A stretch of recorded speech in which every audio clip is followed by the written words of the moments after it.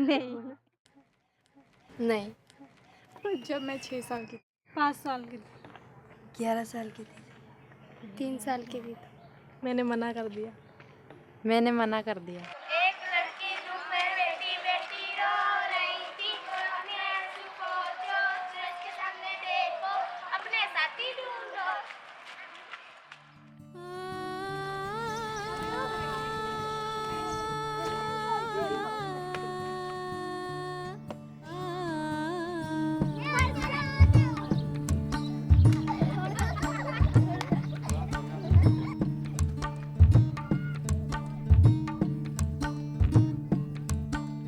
सब कहंदे कुड़ी ना तू खट्टी मीठी तो पलदी है, मर जा सड़ जा संग तेरे ही है रहना, जिंदगी बिताने सब कहंदे कुड़ी ना तू कर मन मानी, खट्टी मीठी तो पलदी है ये जिंदगानी है, मैं मर जा हाँ सड़ जा संग तेरे ही है रहना, तेरे नाल जिंदगी बितानी हो जानी है जिंदगी बितानी। कुआं में जाओ, चाहे कोट का कड़े ले जाओ, चाहे कहाँ भी ले जाओ, पर उमा अपनी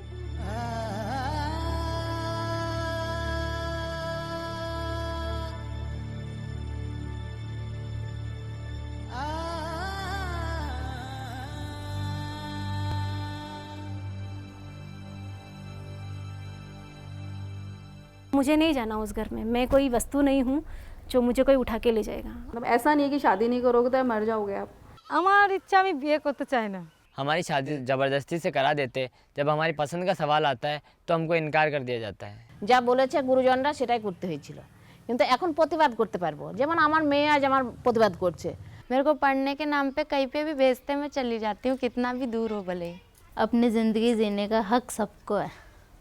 আমরাও দেখিয়ে দিতে চাই শুধু শহরের মেয়েরা না, গ্রামের মেয়েরা অনেক কিছু করে এগিয়ে আসতে পারে। কিন্তু আমার জন্য শুধু ভাববো না, আমার এই মনোভাবটা তৈরি করা উচিত যে আমার পাশের বাড়ির নেই। मैं घूंघट नहीं लूंगी, मैंने बहुत ले लिया घूंघट, मुझे कुछ नहीं मिला घूंघट में और मैंने कमाया। कुछ गलत नहीं किया मैंने, और मैं कभी ऐसा सोचूंगी नहीं भी नहीं, मैं जो किया वो गलत किया। কষ্ট পেয়ে বড় হয়েছি, অনেক এমন কিছু পরিস্থিতি এসেছে তার মোকাবিলা করতে হয়েছে। নানা রকম টর্চার, অত্যাচার, মারধর, এসব যে সহ্য সীমা যেটা হয় সেটা যখন পার হয়ে গেছে তখন পুলিশ ওদের সব সাহায্য নিয়ে আমি আজ পড়াশোনা করতে চাইছি, যাতে আমি ভবিষ্যতে নিজের পায়ে দাঁড়াতে পারি। যে বয়সটা মেয়েদের 18 বছর করেছে বিয়ের, সম্পূর্ণ ভুল। ওদেরকে কমসে কম 22 বছর পর্যন্ত না বিয়ে দেওয়া উচিত, কেননা 22 বছর যতদিন না হবে ততদিন গ্র্যাজুয়েশন কমপ্লিট হবে না। কারো 14 বছরের বয়সে বিয়ে হয়, 16 না হতে হতে 2-3টে বাচ্চার মা হয়, মানে মরা মরা অবস্থা হয়ে যায়। স্বামী বাপের ঘরে পাঠিয়ে দেয়, 2-3 মাস পর দেখবেন ডিভোর্সের পেপার পাঠিয়ে দেয়। এটা যদি বাবা মা সহ্য করতে পারে, আর কিছুদিন 2-4 বছর থেকে পরে কেন বিয়ে দিতে পারবে না? মেয়েদের ছেলেদের দুজনেই সমান করে পড়ুক না, সব সময় মেয়েরা সহ্য করবে সেটা কেন? আমি যেমন আমার পাড়া থেকে উঠেছি, এমন অনেকে আছে যে আমার সঙ্গ দিতে চায়। এক একটা গ্রামে যদি 5টা করে মেয়ে যদি নিজের পায়ে দাঁড়ানোর মতো ক্ষমতা সরকার তৈরি করে দেয়, সেখানকার লিডারের সক্ষমতা দেখিয়ে দেয়, পুরো গ্রামকে দেখানো যায়, তাহলে বাবা মায়ের ধারণা পাল্টাতে পারে। मैं सभी लड़की को यही कहना पसंद करूँगी, सब अपने अपने दिल के सुने। सरकार चीख चीख कर गला फाड़ कर कहता है लड़की बचाओ लड़की पढ़ाओ, और जो दुनिया में आई है जीने की कोशिश कर रहे हो उसको मरने के लिए छोड़ दे रहा है। ऐसा क्यों हो रहा है? মরবার জন্য ওদেরকে ছেড়ে দিচ্ছে, কেন হচ্ছে এটা? मेरा बाल विवाह हुआ, बाल विधवा हुई, लोग मेरा मुंह नहीं देख रहे, मेरी क्या गलती? मरता तो मर्द भी है औरत भी है, दोनों में से हम कोई एक तो मरते ही नहीं।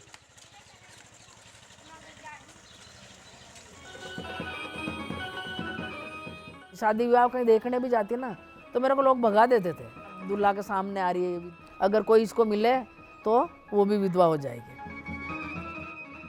समाज के जो अंदर से बदलाव नहीं ला सकते तब तक हम बाल विवाह नहीं रोक सकते हैं। सत्ताधारियों का खेल है, महिला सत्ताहीन है और पुरुष सत्ताधारी है। ऐसे कोई रीति रिवाज थे जिनको हमने तोड़ा भी, घूंघट पड़ता तोड़ी, मेरे मुंह पे थूका। मैंने कहा तुम्हारी सोच बदलो, तुम्हारे थूकने से मुझे कोई फर्क नहीं पड़ता है, राजनीति में भी कदम रखने लग गई, पंचायत में भी जाने लग गई, तो लगा हमारे लिए ये खतरा है। खलबली मच गई कि दलित कैसे आवाज़ उठा रही, औरत वो भी। तो फिर हमारी बहुत मारपीट करी रात को आके, मुझे चोट लगी, मुझे गांव से बहिष्कृत करा, मैंने क्या क्या भुगता। उसके बाद मैं बदली, अपने आप में बदलाव लाई। पढ़ी लिखी नहीं थी ज़्यादा, लेकिन दिमाग में ये सारे कानून फिट हो गए, तो उसके बाद मैं इस काम में ही लग गई। और बदलाव भी हम जैसी औरतों से आएगा कि जो महिलाएं भुगती है, जिन्होंने संघर्ष किया जीवन में, वही बदलाव लाएगी।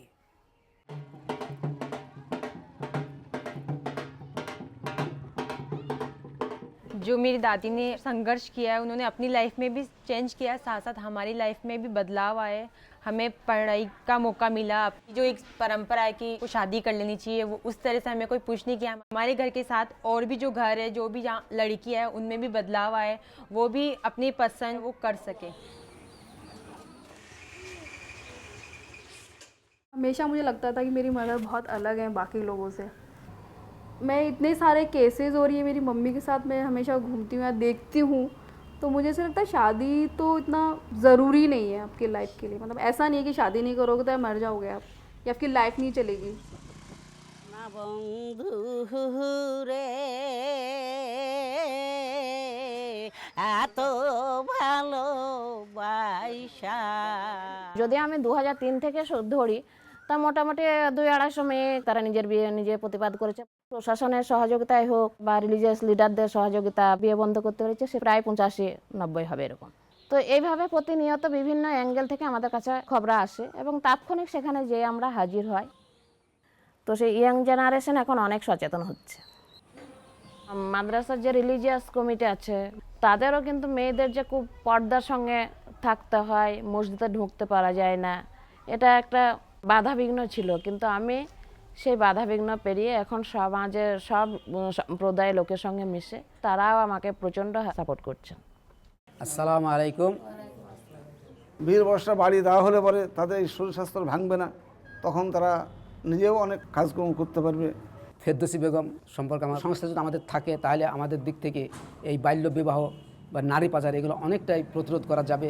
তার জন্য আমাদের কাছে যে সাহায্য দরকার, আমাদের কাছে সাহায্য চাইলে আমরা সর্বদা প্রস্তুত আছি।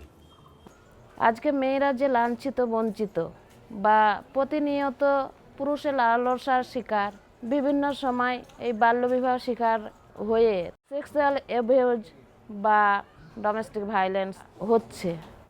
আমার পাশের গ্রামের অনেক মেয়ে বিক্রি হয়ে গেছে।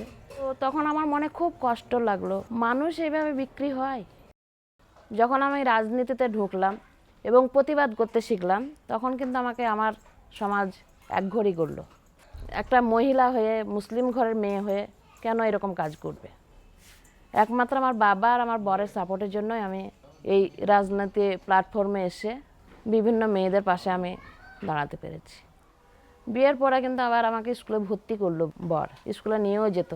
উনি প্রায় 14-15 বছর বয়সে ডিফারেন্স। অনেক বাধা বিপত্তি পার করে আমি আজ এই যে পুরুষ শাসিত সমাজ ব্যবস্থাকে সামনে রেখেও কিছু মেয়েদের পাশে আমি দাঁড়াতে পেরেছি। মা তো আমার ইন্সপিরেশন। ছোটবেলা থেকেই দেখি যে মা সবার মার থেকে আলাদা আর কি। আমার গর্ব হয়, আমার মা শুধু আমার একার মা না, আমার মা অনেকেরই মা। মা এমন পার্টির সঙ্গে জড়িত ছিল, ফলে বিভিন্ন লোকের সঙ্গে মেলামেশা করতো, যার ফলে সেই যে বাউন্ডিং ছিল, সেই বাউন্ডিংটা ভেঙে বাইরে বেরোতে পেরেছে। আমাদের মুসলিম সমাজে মহিলাদেরকে খুব সম্মানের জায়গা দেওয়া হয়েছে। আমাদের মহিলারা যুদ্ধ করেছেন, আমাদের মহিলারা বিভিন্ন সামাজিক কাজে এগিয়ে এসেছেন, কিন্তু সেই সব ইতিহাসটা ভুলে একটা কুসংস্কার, একটা অন্ধ ধারণা যে মহিলাদেরকে বের করা যাবে না, আমি এটার বিরুদ্ধে প্রতিবাদ করতে চেয়েছি। আমরা যেভাবে নিজেরা স্বামী স্ত্রী তৈরি হয়েছি, খুবই বন্ধুত্ব। অনেকেই আমাদের নাম রেখেছে লায়লা মজনু। আমাদেরকে দেখে আমাদেরকে ফলো করে যে এইভাবে আমরাও চলবো।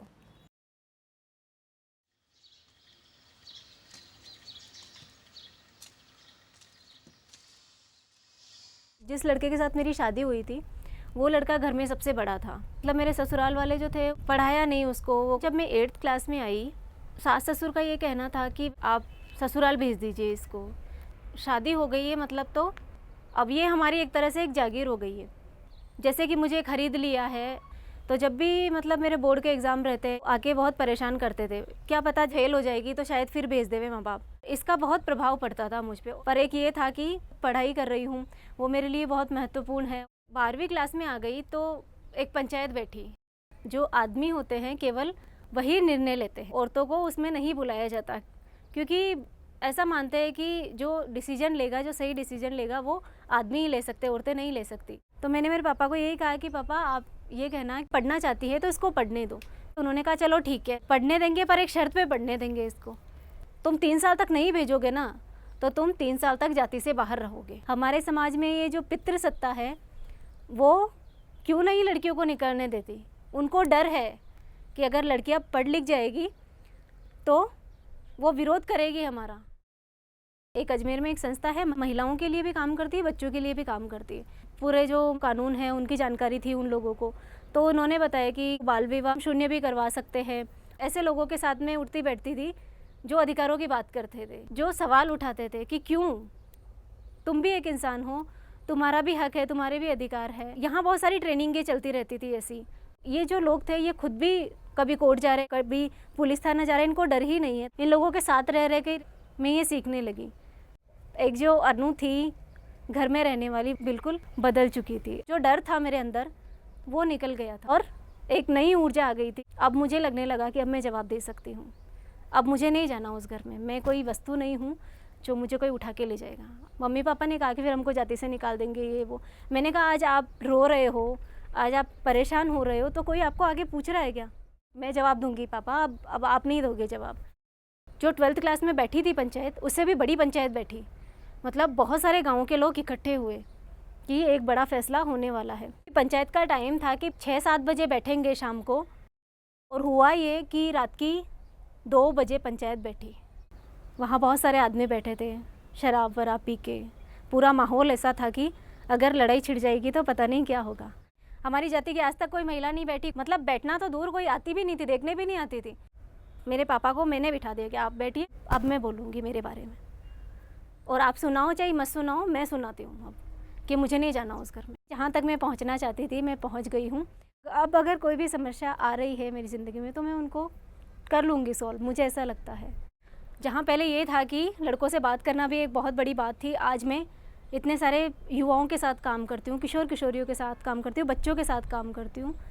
मेरी जैसी और भी लड़कियाँ मिलती है मुझे, तो मैं उनको हमेशा प्रोत्साहित करती रहती हूँ। तो मैं ये अब एक आत्मविश्वास है कि मैं बदल सकती हूँ, तो आप क्यों नहीं बदल सकते। में से अगर एक के भी समझ में आ रहा है तो वो बहुत बड़ी बात है मेरे लिए। और इसी तरह से अगर एक भी समझ रहा है, तो जैसे मैं एक समझी, मेरे से पहले कोई एक समझी, तो ऐसे करके आज पूरा एक चेन बन गया है ना। तो वो समाज को चुनौती देने के लिए हम लोग काफ़ी है इतने। मेरी पहले सगाई हो चुकी थी जब मैं 6 साल का था। अब मैं समझदार हुआ तो मैंने सगाई तोड़ दी। अभी मैं फर्स्ट ईयर में हूँ, तो मेरे 3 साल हो गए शादी की, सगाई तोड़ा हुआ। तो 4 सिस्टर की तो एक साथ शादी कर दी 2004 में। तो बड़ी वाली तो 14 साल की थी, उससे छोटी 11 साल की, वो उससे छोटी 8 साल की, उससे छोटी 6 साल की। अभी भी घर वालों को पछतावा हो रहा है कि थोड़ा हमें भी समझदारी होती तो हम चारों की एक साथ शादी नहीं करते। जैसे ये ज़िंदगी जीवे वैसे जीवे तो अच्छा है, इसके पाँव पे खड़ा हो तो वो अच्छा है, मगर थोड़ा समाज से डर लगता है। समाज तो बस है कि अपनी आन शान वो बने ही रहे, जैसा वो बोले वैसा बच्चे करते जाएं, चाहे वो बच्चे को कुएं में डाले, किसी में डाले। हर किसी की इच्छा होती है कि अपनी पसंद से शादी हो, अपनी लाइफ जिए, पढ़ाई करें। जैसे शादी हो गई, औरत आ गई, तो अब घर वाले प्रेशर डालते कि जा अब तो तुम्हें कमा के लाना पड़ेगा, कि नहीं तो तेरा खर्चा कैसे चलेगा। फिर उसको वही है कि अपना परिवार पालने के लिए कमाने जाना पड़ेगा, तो जिसके साथ फ्यूचर होता है वो सारा बर्बाद हो जाता है। जैसे मेरी GF है, तो मैं उसको कैसे छोड़ सकता हूँ। अभी तो व्हाट्सएप पे हैं दोनों, तो चैट करते थे, बैठे बैठे फ्यूचर सोच लेते, बाहर जाके रहेंगे, बच्चे का नाम भी सोच लिया।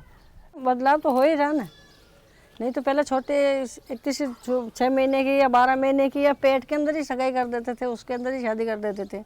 अब कहाँ करते हैं, गाँव वाले भी तो बहुत सुधर गए ना। जो आ रही पीढ़ी, वो हम जात पात, बाल विवाह, जो भी जो पुरानी प्रथाएं हैं, उन सबको तोड़ के एक नई शुरुआत करेंगे। पहले पढ़ाएंगे, फिर उसके बाद में बच्चे से पूछेंगे बेटा तेरे को क्या अच्छा है, फिर तू कहाँ शादी करना चाहता है। अगर हम बदलेंगे तो फिर धीरे धीरे सभी बदलेंगे।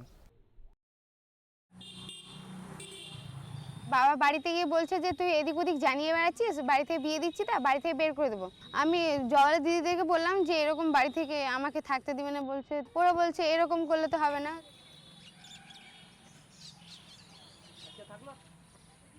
আমাকে নিয়ে বিশেষ করে অনেক কিছু বলেছে যে বিয়ে করবে না, পর্দার আড়াল থেকে বেরিয়ে খেলছে, তারপরে হাফ প্যান্ট জুতো এগুলো গ্রামের মেয়েদেরকে মানায় না, তাতে আমি মুসলিম, সেই কারণে আমাকে বেশি করে বারণ করতো সবার। মানে সবার থেকে এগিয়ে যেতে চাই যেটা, সেটা আমাদের গ্রামের মানুষরা চাইতো না। আমি বিয়ে ফার্স্ট ইয়ারে পড়ি ফিজিক্যাল এডুকেশন নিয়ে, এবং ভবিষ্যতে আমি আইপিএস অফিসার হওয়ার খুবই ইচ্ছা আছে। আর আমি কিছুদিন আগে সিআইএসএ পরীক্ষা দিয়ে এসেছি। বাড়িতে গেলাম, মায়েদেরকে বোঝালাম, মায়েরা কিছুতেই রাজি হবে না। আমরা বললাম দেখুন ফুটবল খেললে মেয়েদের অনেক শরীর ভালো থাকে, ফুটবল থেকে অনেক পুলিশের চাকরি হয়, যে ফুটবল টিমের 4-5 জন মানে পুলিশের চাকরি পেয়েছে, মানে এই জিনিসগুলো ওরা একটু বুঝতে শিখেছে। আমাদের চাকরি পাওয়ার পর থেকে এখন মেয়েদেরকে কেউ বাধা দেয় না। আমরা ছেলেদের সঙ্গে মিটিং করেছি, তোমরাই দেখো, তোমরাই একমাত্র শুধু ছেলেরাই খেলে না, আজ মেয়েরাও মানে ডাক্তার হতে পারে, মেয়েরাও ইঞ্জিনিয়ার হতে পারে, মেয়েরাও প্রধানমন্ত্রী, মেয়েরাও মুখ্যমন্ত্রী, সব যখন পারছে মেয়েরাও ফুটবল খেলতে পারবে। আমি যতদিন বেঁচে থাকবো আমার লাইফে খেলাধুলাটাকে অবশ্যই আমার সঙ্গী হিসাবে থাকবে খেলাধুলা। আমার গ্রামের মেয়ে, আমরা বাইরে গিয়ে আমাদের খেলাটা দেখাবো সেই রকম আমরা কোনো পরিস্থিতি পাই না। সেই সুযোগটা যদি আমাদেরকে কেউ এনে দেয়, আমরা আমাদের গ্রামকে চেঞ্জ করে দিয়ে আসতে পারি। আমাদের খেলাটা শহরে গিয়ে আমরা খেলা দেখাতে চাই যে শুধু শহরের মেয়েরা না, গ্রামের মেয়েরা অনেক কিছু করে এগিয়ে আসতে পারে। जब मैं 7वीं क्लास में आई थी तब मेरी रिश्ता तय होने लग गया था। उसके बाद परेशान करने लग गए यहाँ पे आके, बोला शादी करो और भेज दो ससुराल। मेरी मम्मी ने मेरे को पूछा था कि तेरा क्या विचार है, तो मैंने कहा मम्मी मैं तो पढ़ना चाहती हूँ, भले ही सगाई तोड़ दो लेकिन शादी मत करो।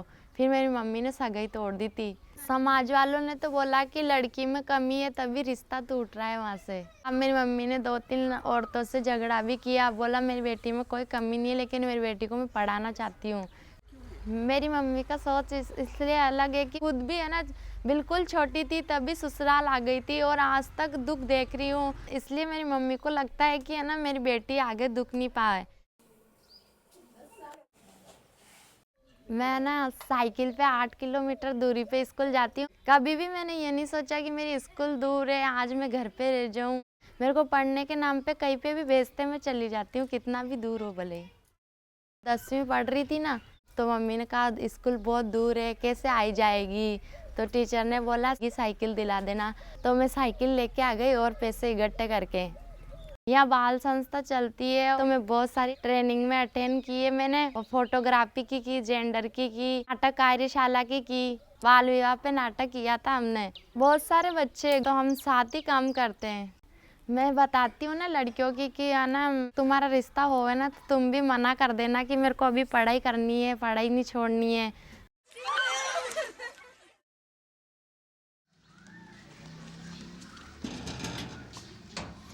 मेरा कोई भी सपोर्ट में नहीं था। मेरे को लगा कि इतनी छोटी उम्र में शादी नहीं होनी चाहिए, क्योंकि मैं आगे भी पढ़ना चाहती थी। अगर शादी हो जाए तो आगे पढ़ने नहीं देते और मेरी उम्र भी कम थी, इसलिए मैंने ये कदम उठाया।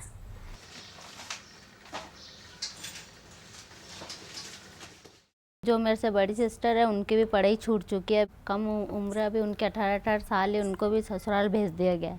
पीछे कोई था नहीं ना, पापा तो थे नहीं उसके, अब मैं अकेली में थी। 2 महीने हुए थे उनको गुजरे हुए। औरतों को बोलने नहीं देते हमारे समाज के अंदर। सबको पहले ये गलत लगी, थोड़े दिन बाद में सबने मेरे को शाबाशी दी कि बोला हाँ बहुत अच्छा काम किया, अच्छा रहा, तेरी शादी नहीं हुई, वरना ससुराल जाना पड़ता और पढ़ाई भी छूट जाती। हम बाल समूह में जाते, हमको यही बातें बताते हैं कि इतनी छोटी उम्र में शादी नहीं करनी चाहिए। बचपन में शादी होती है तो क्या होता है, वो उनके साथ रहती थी, इस वजह से फिर उसने भी हिम्मत कर ली अपन को भी शादी नहीं करनी है। मम्मी मजदूरी करके पढ़ाते हैं हमको। मैंने मेरी मम्मी को बोला कि 2 साल और काम कर लो, बाद में मैं ही आपका सहारा बनूंगी। अपनी ज़िंदगी जीने का हक सबको है। मेरी जैसी कई लड़कियां हैं ऐसी, इनकी शादी कर देते हैं लेकिन उनको कोई सपोर्ट नहीं होता है। तो मैं उनको यही बोलूँगी कि आगे कदम उठाओ। एक बार ही डर लगेगा लेकिन कदम बढ़ाओगे तो सब सपोर्ट में आ जाएंगे आपके। स्कूल में मेरे सारी फ्रेंड्स बोलते हैं हम भी ऐसा करेंगे, अगर पहले शादी कर देंगे तो 1098 पे फ़ोन करेंगे और बुला लेंगे।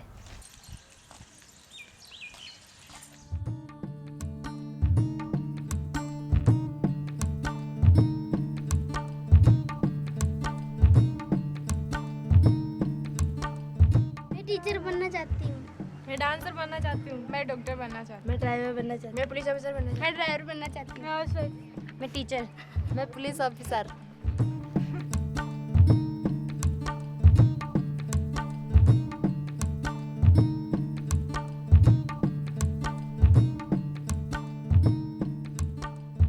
चिड़िया के वतन में, चिड़िया के वतन में उड़ना चांदी सी, इस पिंजरे में नहीं मरना चांदी सी, चिड़िया के वतन में उड़ना चांदी सी, इस पिंजरे में नहीं मरना चांदी सी।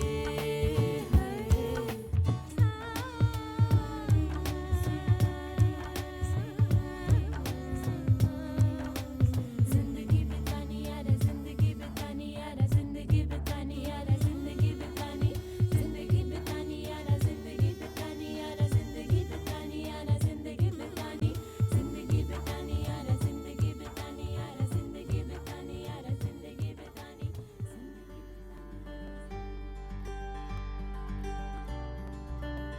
हमने आकाश में छेद इसलिए किया कि हमने एक नई शुरुआत की। तो शादी तो इतना ज़रूरी नहीं है आपकी लाइफ के। বিয়ে হয়ে যাওয়ার পরে মানে অন্য রীত, সেটা আমি এখন তাড়াতাড়ি চাই না। আমি ভালো করেছি, আমি কে কি বলে সেটা আমি জানতেও চাই না, শুনতেও চাই না। দেখি না একবার সাহস করে, তারপরে সাহস করে এখন ধরুন একা একা সব জায়গায় যেতে পারি। समाज को चुनौती देने के लिए हम लोग काफ़ी है इतने